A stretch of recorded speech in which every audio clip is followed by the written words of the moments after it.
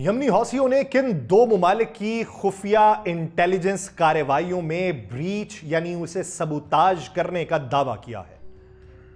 Israeli वजीर आजम Benjamin Netanyahu को Hamas की किस हरकत की वजह से अपनी हुकूमत जाने का खदशा दिखाई दे रहा है। गजा की जंग में एम्बुलेंस का इस्तेमाल करके किस जगह पर बड़ी कार्रवाई की गई है। इजरायली सयाहत को गजा की जंग के नतीजे में किस बड़े नुकसान का सामना करना पड़ा है। ईरान के सुप्रीम लीडर आयतुल्ला अली खामनाई ने कौन सा बड़ा दावा किया है और अपनी ताकत को मजबूत करने के किस अज़्म का इरादा किया है। आप सब पर सलामती हो, मैं यासिर रशीद हूं और आप देख रहे हैं 92 डिजिटल। हसन नईम का लिखा हुआ है, कुछ उसूलों का नशा था, कुछ मुकद्दस ख्वाब थे, हर जमाने में शहादत के यही असबाब थे, कोह से नीचे उतरकर कंकरी चुनते हैं अब, इश्क में जो आब जू थे जंग में सैलाब थे, साजो सामा थे जफर के पर्दा शब में लुट गए, खाको खूं के दरमया कुछ ख्वाब कुछ कम ख्वाब थे, मैं उदू की जुस्तजू में था कि एक पत्थर लगा, मुड़ के देखा तो सेना ताने हुए अहबाब थे। नाज़रीन, इस वक्त मौजूदा सूरत हाल यह है कि इजरायली वजीर खजाना बेज़लेल स्मोट्रिच ने 5 जनवरी 2025 को एक बयान दिया। बयान क्या था कि मकबूजा मगरबी किनारे के शहर नाब्लस और जनीन को गजा के शहर जबालिया की तरह नजर आना चाहिए। अगर आप जबालिया की मौजूदा सूरत हाल से नावाकिफ हैं तो मैं आपको बताता हूं। जबालिया की मौजूदा सूरत हाल यह है कि वहां पर लोगों को घरों से बेघर कर दिया गया। लोगों के लिए खतरे का एक इंतबाह जारी किया जाता है कि अपने घरों से निकल जाओ, इस शहर के ऊपर हमला होने वाला है। उसी इंतबाह के दौरान जब लोग शहर से नकलो हरकत की जिमन में वहां से जाने के लिए रखते सफर बांध रहे थे तो उनके ऊपर हमला कर दिया गया। इमारतें मलिया मेट हो गई। जख्मी जो अस्पतालों में थे, अस्पतालों के ऊपर हमला किया गया। जख्मियों को वहां इलाज की सहूलियात तक दस्तयाब नहीं थी। वहां पर जो कसम पुरसी की हालत में रह गए उन तक जो खुराक की इमदाद थी उसको महदूद कर दिया गया। और फिर जबालिया में हर तरफ तबाही के मनाजिर देखने को मिलते रहे।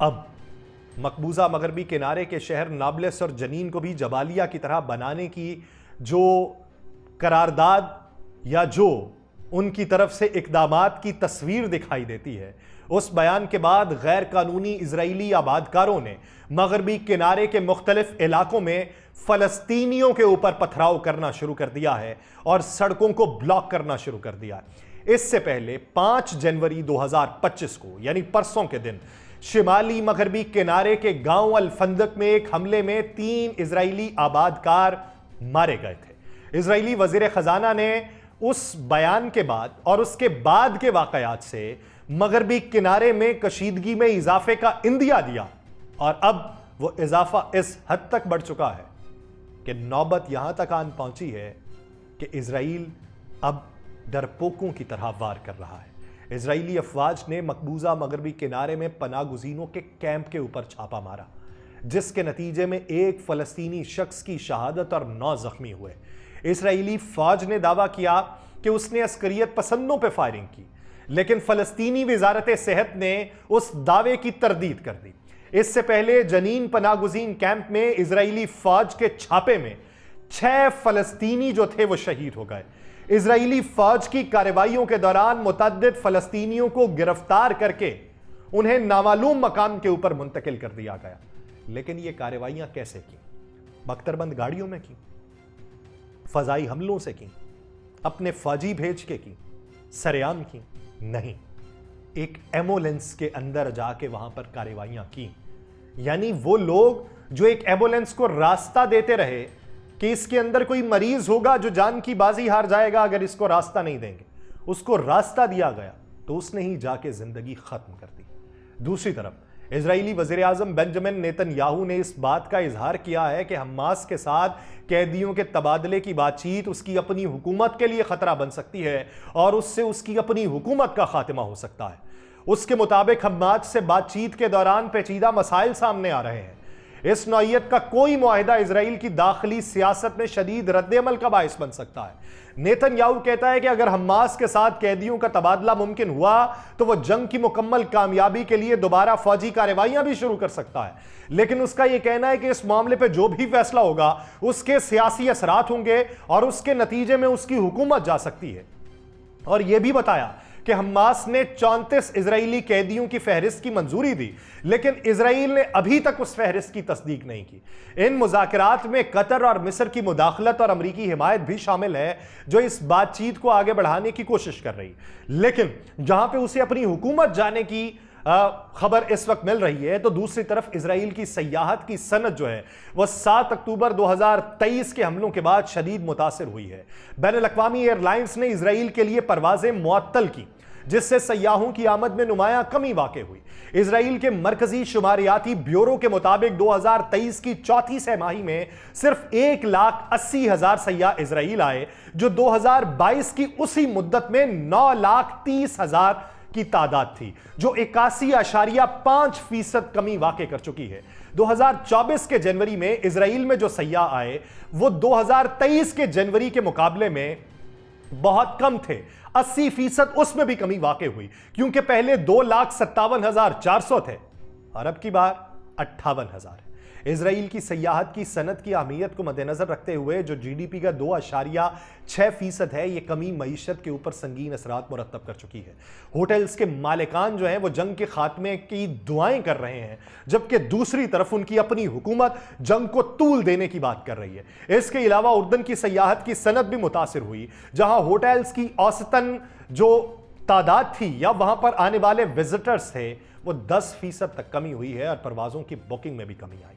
ادھر دوسری طرف یمنی حوثیوں کی تحریک نے یہ دعویٰ کیا ہے کہ اس کی سیکیورٹی فورسز نے یمن کے اندر برطانوی اور ایک مسلم ملک کے آپریشن کو ناکام بنایا ہے، اور وہ یہ کہتے ہیں کہ یمنی سیکیورٹی حکام نے حامد حسین فائد مجلی نامی جو شخص ہے اس سے منسلک کئی جاسوسوں کو گرفتار کیا، جو یمنی میزائل تنصیبات، ڈرون سہولیات، بحری اڈوں اور دیگر فوجی تنصیبات کی شناخت اور نگرانی کے عمل میں ملوث تھے۔ یہ معلومات جو تھی پھر مجلی کے ذریعے ہی موساد تک پہنچائی جانی تھی، اور حوثیوں نے ان گرفتاریوں کو ایک اہم کامیابی قرار دیتے ہوئے کہا کہ انہوں نے غیر ملکی انٹیلیجنس ایجنسیز کی بھرتی کی وسیع کوششوں کو ناکام بنایا ہے، جو تقریباً 1 سال سے جاری تھیں۔ اس دعوے کے بعد برطانوی جو حکام ہیں انہوں نے کوئی تبصرہ نہیں کیا، اور یہ دعویٰ ایک ایسے وقت میں سامنے آیا ہے جب حوثی تحریک نے اسرائیل کے خلاف ڈرون اور میزائل حملوں میں اضافہ کیا ہے اور تل ابیب حوثیوں کے خلاف ممکنہ چوتھی فوجی کارروائی کی تیاری کر رہا ہے۔ حوثی تحریک کی جانب سے اس دعوے کے بعد برطانوی اور سعودی حکام نے فوری طور پہ کوئی تبصرہ نہیں کیا۔ یہ دعویٰ ایک ایسے وقت میں بھی سامنے آیا جب حوثی تحریک نے اسرائیل کے خلاف ڈرون اور میزائل حملوں میں اضافہ کیا، اور چوتھی کارروائی کے لیے جو ممکنہ طور پہ تیاری ہو رہی ہے اس میں اسرائیل اپنا غصہ کہاں نکال رہا ہے؟ وہ غزہ کے شمالی علاقوں پر اپنا غصہ نکال رہا ہے، جس میں بیت حانون میں متعدد گھروں کو دھماکے سے اڑایا، متعدد خاندان بے گھر ہوئے۔ غزہ میں جاری فوجی آپریشنز کا اسے نام دیا گیا۔ بیت حانون کے رہائشیوں کے مطابق اسرائیلی فوج نے قصبے کے باقی ماندہ تمام باشندوں کو انخلاء کا حکم دیا، جس کے بعد گھروں کو دھماکے سے اڑا دیا گیا۔ اس کے علاوہ اسرائیلی فوج نے غزہ کے وسطی علاقے پر گولہباری کی، جس سے متعدد عمارتوں کو نقصان پہنچا۔ ان کارروائیوں کے نتیجے میں متعدد فلسطینی شہری شہید ہوئے، زخمی ہوئے، ہزاروں افراد بے گھر ہو چکے۔ لیکن اس ساری صورتحال میں کیا مسلم ممالک کی جو طاقتیں ہیں وہ اسرائیل کے مقابلے میں کمزور پڑ رہی ہیں؟ ایک سوال۔ ایران کے بارے میں بہت سی باتیں ہوئیں اور ایران کی طاقت کے کمزور ہونے کے بارے میں بھی باتیں ہوئیں۔ اس ضمن کے اندر شام میں بشار الاسد کی حکومت کے خاتمے کے بعد آیت اللہ علی خامنائی کی تقاریر کا سلسلہ جو ہے وہ ایک سنگین موڑ پہ آ چکا ہے، جس میں وہ نہ صرف ایرانی فوجیوں کے اہل خانہ کو مخاطب کر رہے ہیں بلکہ پورے خطے میں ایران کے اثر و رسوخ اور حکمت عملی کی وضاحت دینے کی کوشش کر رہے ہیں۔ ان تقاریر کا مقصد ایران کے حامیوں کی حوصلہ افزائی کرنا ہے اور انہیں یہ یقین دلانا ہے کہ ایران کا مشرق وسطیٰ میں کردار اتنا ہی اہم ہے جتنا پہلے تھا۔ حالانکہ کئی بڑی شخصیات جیسے حسن نصر اللہ اور قاسم سلیمانی اب موجود نہیں ہیں۔ شام میں ایرانی فوجیوں اور ایرانی حمایت یافتہ ملیشیاؤں کی شرکت کی ایک طویل تاریخ ہے جو 2011 میں شروع ہونے والی خانہ جنگی کے دوران بشار الاسد کی حکومت کے دفاع میں اہم کردار ادا کر رہی تھی۔ لیکن ایران کی حکمت عملی ہمیشہ اس بات کے اوپر مرکوز رہی کہ اس کی موجودگی اور فوجی تعاون سے نہ صرف اسد کی حکومت کو طاقت ملے بلکہ مشرق وسطیٰ میں ایران کے اثر و رسوخ بھی مستحکم ہو۔ ایرانی رہبر اعلیٰ آیت اللہ علی خامنائی کی موجودہ تقاریر کا بنیادی مقصد اپنے حامیوں کو یہ باور کرانا ہے کہ ایران کا شام میں دفاع کرنا نہ صرف ایک سیاسی بلکہ ایک نظریاتی جنگ بھی ہے۔ اس جنگ میں ایران اپنے اتحادیوں کے ساتھ مل کر مزاحمت کے محور کو تقویت دیتا ہے جو کہ ایران کی طویل المدتی حکمت عملی ہے۔ اس حکمت عملی کے تحت ایران اس بات کو یقینی بناتا ہے کہ اس کے اتحادیوں کی قوت کمزور نہ ہو اور وہ اپنے اثر و رسوخ کو برقرار رکھ سکے۔ شام میں اس وقت کی تبدیلیوں کے ساتھ یہ سوالات اٹھتے ہیں کہ آیا ایران کو اپنے اہداف میں تبدیلی لانا پڑے گی؟ اس کے علاوہ ایران کی حکمت عملی میں بدلتے ہوئے حالات میں اپنے حامیوں کو اعتماد میں لینے کی ضرورت ہے، اور حالیہ حالات میں آیت اللہ علی خامنائی کی تقاریر اس بات کی غمازی کرتی ہے کہ ایران اپنے مقاصد کو پورا کرنے کے لیے مشرق وسطیٰ میں اپنے اثر و رسوخ کو بڑھانے اور اپنے حامیوں کو مضبوط کرنے کے لیے ہر ممکن کوشش کرے گا۔ یاد رہے کہ آیت اللہ خمینی نے 1988 میں عراق کے خلاف 8 سالہ جنگ کے اختتام پر جنگ بندی کی قرارداد کو زہر کا پیالہ پینے سے تشبیہ دی تھی، کیونکہ وہ فیصلہ ایران کی عسکری حکمت عملی کی شکست کا ایک اشارہ تھا۔ خمینی نے اس فیصلے کو ایرانی قوم کے مفاد میں قرار دیتے ہوئے تسلیم کیا کہ جنگ کے جاری رہنے سے مزید تباہی اور انسانی نقصان ہوگا۔ اس کے برعکس آیت اللہ علی خامنائی کی حالیہ تقاریریں اس نوعیت کی صاف گوئی سے گریز کرتی ہیں۔ وہ ایرانی حکمت عملی کی کمزوریوں کو تسلیم کرنے کی بجائے یہ پیغام دینے کی کوشش کر رہے ہیں کہ ایران کی طاقت میں کوئی کمی نہیں آئی بلکہ ایران خطے میں اپنی پوزیشن کو مزید مستحکم کر رہا ہے۔ ان کی تقاریر میں ایرانی حکمت عملی کی کامیابیاں اور قوت کو اجاگر کیا گیا، چاہے شام میں حالات نے مختلف پیچیدگیاں پیدا کی ہوں۔ اس کے ذریعے وہ اپنے حامیوں کو اطمینان دینے اور ایران کے موقف کو مضبوط کرنے کی کوشش کر رہے ہیں۔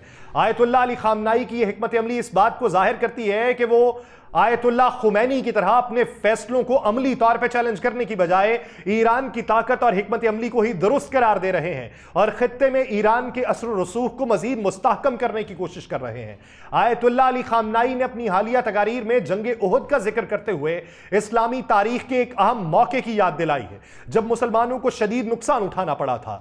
جنگ احد میں مسلمانوں کی شکست کے باوجود پیغمبر اسلام اور ان کے ساتھیوں کے عزم و حوصلے کی ایک بڑی مثال قائم ہوئی تھی۔ خامنائی نے پیغمبر اسلام کی قربانیوں کا ذکر کیا، خاص طور پہ حضرت حمزہ رضی اللہ تعالیٰ عنہ کی شہادت اور حضرت علی کرم اللہ وجہہ الکریم کے زخمی ہونے کی حالت میں جنگ میں حصہ لینے کی اہمیت کو اجاگر کیا۔ انہوں نے یہ بات بھی کی کہ جب پیغمبر اسلام اور ان کے ساتھی مدینہ واپس پہنچے تو منافقین نے اس شکست کا فائدہ اٹھاتے ہوئے پروپیگنڈا شروع کیا تاکہ مسلمانوں کے حوصلے کو توڑا جا سکے اور فتنہ پیدا کیا جا سکے۔